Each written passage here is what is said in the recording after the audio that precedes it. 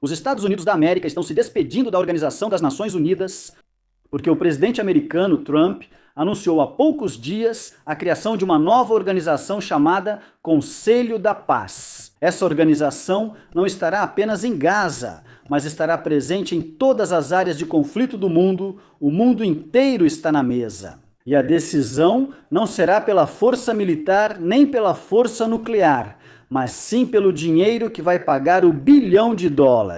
Ele terá a palavra final sobre quem estará neste conselho e quem será excluído deste conselho. China e Rússia vão aceitar isso? E quanto ao cenário de desaparecimento? Será que este conselho será um dos meios para o desaparecimento? Essas perguntas serão respondidas hoje. Fiquem conosco.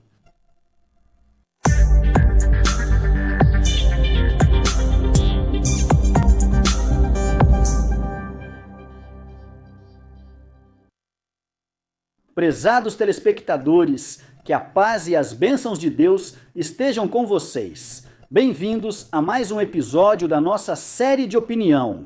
Nos últimos anos, todos no mundo têm falado sobre a necessidade de reformar as Nações Unidas. Todos no mundo têm dito que a Organização das Nações Unidas e suas instituições não têm mais nenhuma eficácia.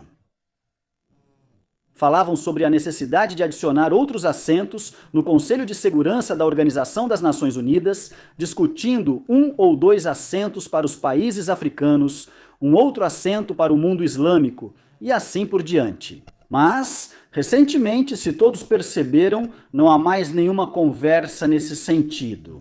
Até mesmo a Turquia e o presidente turco, Erdogan, que costumava criticar fortemente a ausência de um assento representando os países islâmicos e que dizia uma frase muito famosa: "O mundo é maior do que 5". Hoje em dia, ele não fala mais sobre isso de jeito nenhum. Já pensaram nisso? Por que será? Por que a Turquia parou de falar sobre isso? Isso não significa que a Turquia tenha desistido de buscar um lugar entre os grandes do mundo. Não, de jeito nenhum. O motivo é que a ideia não é mais possível, não pode mais ser atualizada ou aplicada. Acabou, o mundo mudou. Atualmente, reformar as Nações Unidas se tornou totalmente inviável. Até o presidente americano Trump, em seu primeiro mandato, propôs reformar as Nações Unidas e sugeriu mudanças no Conselho de Segurança da Organização das Nações Unidas. Hoje, ao reassumir a liderança dos Estados Unidos, trouxe novas ideias. Ele não exige mais isso e agora ignora totalmente as Nações Unidas como se nem existissem. O embaixador dos Estados Unidos na Organização das Nações Unidas fez uma declaração muito séria há cerca de 1 ou 2 semanas, dizendo que a Organização das Nações Unidas é uma organização ridícula que Trump nunca vai respeitar. E logo depois disso, Trump anunciou a decisão de se retirar de 31 organizações afiliadas à Organização das Nações Unidas. Os Estados Unidos se retiraram da Organização das Nações Unidas para a educação, a ciência e a cultura, se retiraram do Conselho das Nações Unidas, se retiraram dos direitos humanos, se retiraram da Organização Mundial da Saúde, ou seja, de vários outros organismos também. Agora, só resta uma coisa para os Estados Unidos: se retirar da Organização das Nações Unidas. Será que isso pode acontecer? Sim, é possível, mas não hoje, só depois que a alternativa que surgiu há 2 dias tiver sucesso. Caros telespectadores, Trump anunciou a criação do Conselho da Paz. Vocês perceberam essa decisão, caros telespectadores, ou não? Talvez ninguém tenha percebido, porque agora está relacionado a Gaza, pois o anúncio desse conselho veio com esse título, ou dessa forma: Conselho da Paz para resolver o conflito em Gaza. Todos aqui acham que se trata de Gaza, mas na verdade é um novo conselho que vai substituir as Nações Unidas. Vai começar por Gaza e depois passará a resolver todos os conflitos. Prestem bastante atenção, o plano de Trump agora é que esse conselho seja uma alternativa possível. As Nações Unidas, esse conselho não fala apenas sobre Gaza. Hoje, esse conselho se define como uma organização internacional que busca promover a estabilidade, restaurar a boa governança e a legitimidade e garantir uma paz duradoura. Em áreas afetadas por conflitos, ou seja, não é só em Gaza. Gaza será apenas o começo. Depois passará a resolver outros conflitos no Sudão, no Iêmen, na Somália e em outros países. Trump será o presidente permanente desse conselho, ou seja, mesmo que ele não seja mais presidente dos Estados Unidos, Trump continuará sendo o presidente desse conselho. Trump é quem vai determinar quais países serão membros desse conselho. As decisões serão votadas pela maioria. O mandato dos países membros será de 3 anos, exceto para os países que contribuírem com mais de $1 bilhão, que poderão permanecer como membros do Conselho. Ou seja, se as Nações Unidas consideram todos os países iguais, sejam eles pobres ou ricos, grandes em território ou pequenos. Esse conselho vai colocar o dinheiro como prioridade. Quem paga $1 bilhão pode ser membro do conselho e ter direito a voto dentro dele. Quem é que vai pagar esse $1 bilhão?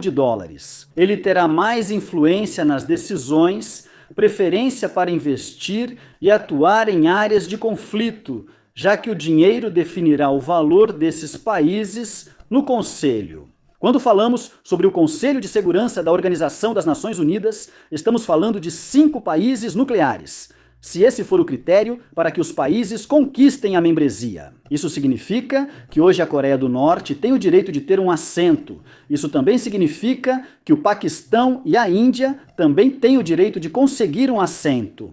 Talvez encontremos outros países declarando possuir armas nucleares só para conseguir a membresia, como o Irã, por exemplo, que a qualquer momento pode declarar que possui armas nucleares. Então Trump ignorou isso e colocou outro critério diferente, que é o dinheiro. Trump convidou 60 países para integrar o Conselho, mas até o momento foram revelados cerca de 16 países do mundo, ou desses 60 países. Por exemplo, temos o Egito, a Turquia, o Paquistão, a Arábia Saudita, temos a Rússia, a Índia, o Brasil, a Jordânia, ou seja, 16 países foram revelados, o restante ainda não foi divulgado.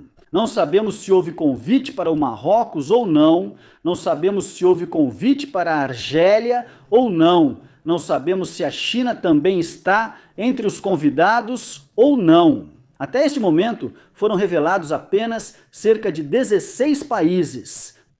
O importante é que este conselho será preparado gradualmente para substituir as Nações Unidas. Se a ordem mundial está desmoronando agora e não haverá absolutamente nenhuma alternativa para essa ordem mundial. Porque, na verdade, os americanos agora devem agir através deste conselho que vai estabelecer uma nova política global, que vai reconhecer essa ordem mundial multipolar, mas sob a liderança dos Estados Unidos e sob a liderança pessoal de Trump, não apenas dos Estados Unidos. Ou seja, Trump quer se tornar o líder permanente dessa nova ordem mundial. Ou seja, os Estados Unidos vão reconhecer a existência de vários polos, vão reconhecer as alianças regionais, mas continuarão sendo o principal desses polos e alianças, e assim por diante, sendo a força dominante no mundo. Esse é exatamente o objetivo principal desse conselho: salvar os Estados Unidos desse colapso, preservar a influência e a hegemonia americana. E, ao mesmo tempo, os Estados Unidos vão manter o direito de usar a força em qualquer lugar do mundo, com esse nome, em nome do Conselho da Paz. No caso, claro, de ser votada essa intervenção militar ou essa decisão americana, e aqui, claro, como Trump é quem convida os países, ele é quem tem o direito de admitir países como membros e de expulsar outros países da membresia, ele sempre terá a maioria nesse conselho. Por exemplo, se analisarmos esses 16 países que foram revelados hoje, veremos que são 16 países. Há 13 países que nunca votarão contra uma decisão americana, eles giram na órbita dos Estados Unidos. Ou seja, não votarão contra nenhuma decisão americana. Seja por intervenção militar na Venezuela, México, Colômbia ou até Groenlândia, a decisão sempre será dos Estados Unidos. Trump não vai, por exemplo, convidar o Irã para ser membro do Conselho de jeito nenhum. Não vai convidar a África do Sul, não vai convidar Cuba ou Argélia. Ele vai convidar a China e vai convidar a Rússia. Mas quando convidar a China e a Rússia, sempre vai garantir que o Conselho não tenha maioria que apoie as decisões da China ou da Rússia, ou seja, vai convidar a China e a Rússia, mas vai afastar os aliados da China e da Rússia. Assim, ele garantirá-se da intervenção militar de forma legal, não por decisão da Organização das Nações Unidas, mas do Conselho de Paz. Será que Rússia e China concordarão? Com certeza não vão concordar. Esses países não vão aderir nem vão permitir a criação desse conselho.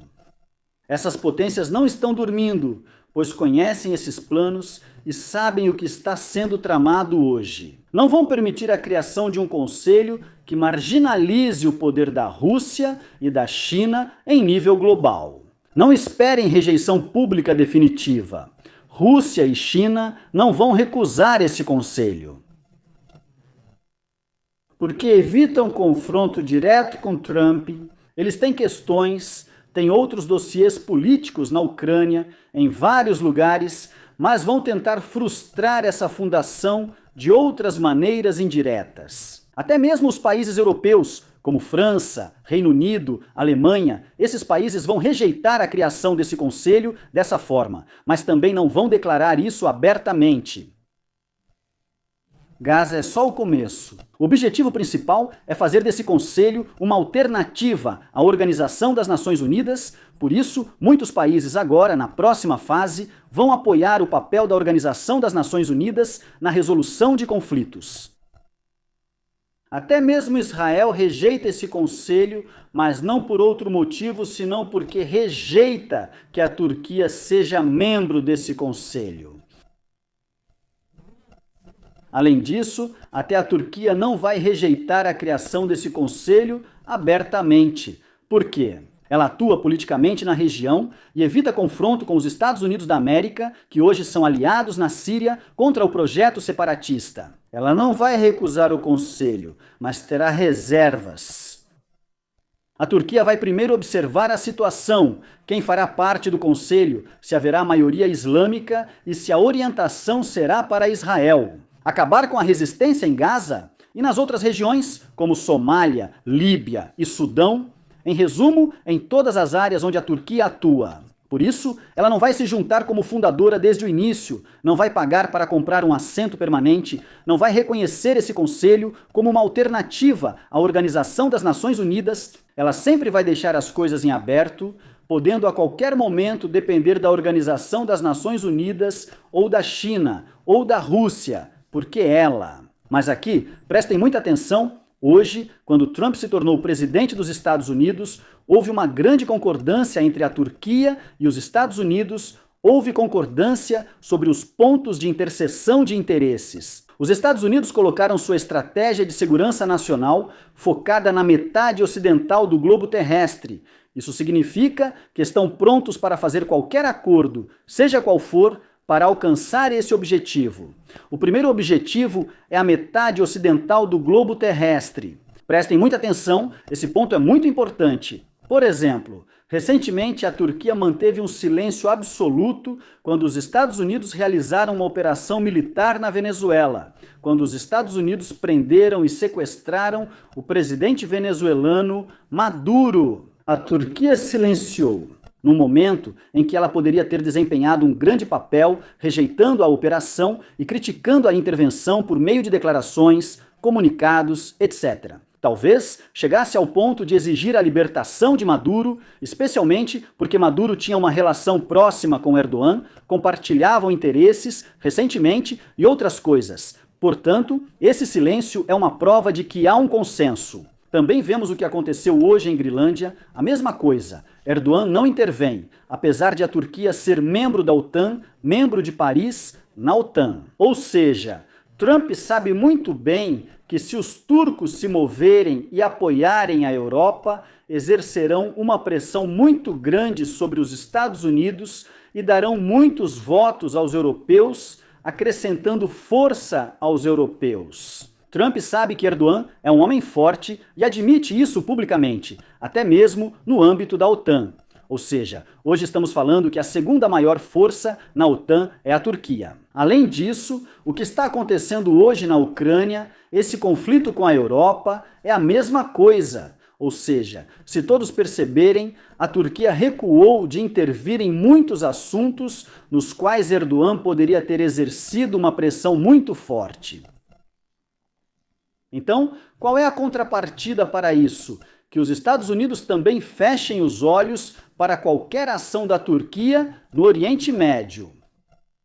Identificamos apoio político dos Estados Unidos da América ao regime, segundo Ahmad al-Shari, na Síria. Quando o regime de Bashar al-Assad caiu, houve elogios de Trump a esse novo regime.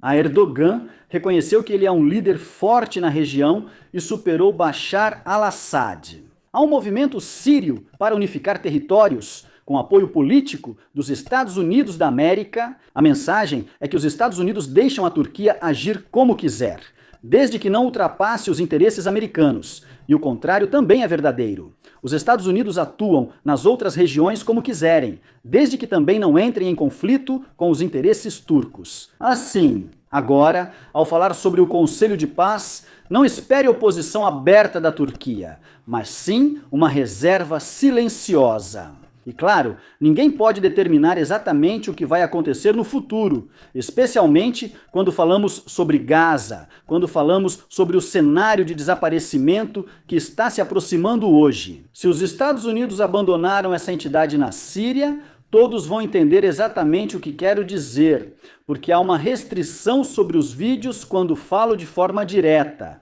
Então todos vão saber. Quando ele vê que os Estados Unidos abandonaram essa entidade na Síria, isso significa que talvez no futuro também abandonem essa outra entidade que existe na região. E especialmente porque a relação entre Turquia e Arábia Saudita se tornou muito forte hoje em dia, e há notícias fortes dizendo que a Turquia vai se juntar à aliança militar saudita-paquistanesa que foi assinada recentemente. Ou seja, nesse momento veremos uma aliança de 3 forças: o poder militar e político da Turquia, o poder financeiro da Arábia Saudita e o poder nuclear do Paquistão. O importante é que hoje estão se formando condições muito importantes para grandes coisas que estão por vir. Aguardem, talvez o anúncio do Conselho de Paz traga um grande benefício para a região de uma forma ou de outra. Por aqui, queridos espectadores, não se esqueçam de se inscrever e clicar no botão de curtir. Que a paz, a misericórdia e as bênçãos de Deus estejam com vocês. Até a próxima!